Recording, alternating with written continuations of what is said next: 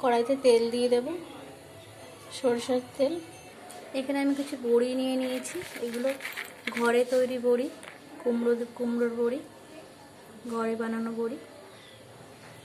Tomato কুচি, আদা বাটা নিয়ে নিয়েছি, জিরের গুঁড়ো, কাশ্মীরি লঙ্কার গুঁড়ো দিলাম। তেলটা আমার গরম হয়ে গেছে। আজকে আমি রুই মাছ রান্না করব, রুই মাছ নিয়েছি।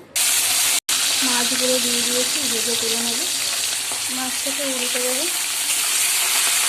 মাছটা ভেজে আমি তুলে নিয়েছি, বড়িগুলো ভেজে নেব। ওই তেলে বড়িগুলো ভেজে তুলে নেব আমি।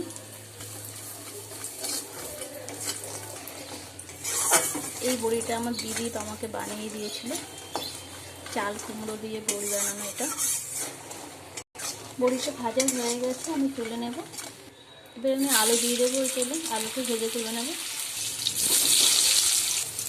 একটু লবণ দেব, একটু হলুদ দেবো। খুব ভালো রান্না করতে পারি না, যেটুকু পারি আপনাদের সঙ্গে শেয়ার করি। প্লিজ চ্যানেলটাকে সাবস্ক্রাইব করবেন। ওই তেলে জিরে আর তেজপাতা ফোড়ন দেবো।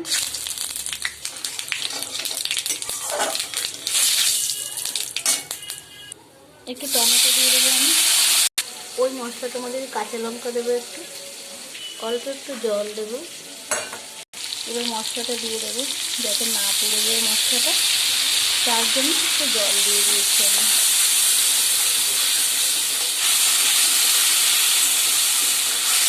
একটু হলুদ দেবো, লবণ দেবো।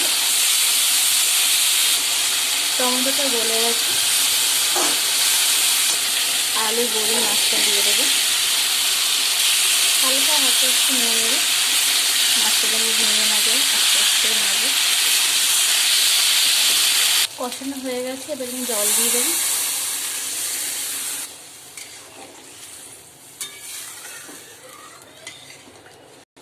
এবার ঢাকা দিয়ে বেশ কিছুক্ষণ রেখে দেবো।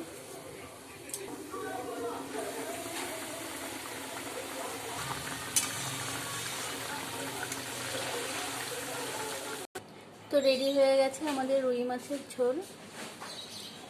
প্লিজ চ্যানেলটাকে সাবস্ক্রাইব করবেন আপনারা। আজকের মতো এই পর্যন্ত। সবাই ভালো থাকবেন, সুস্থ থাকবেন।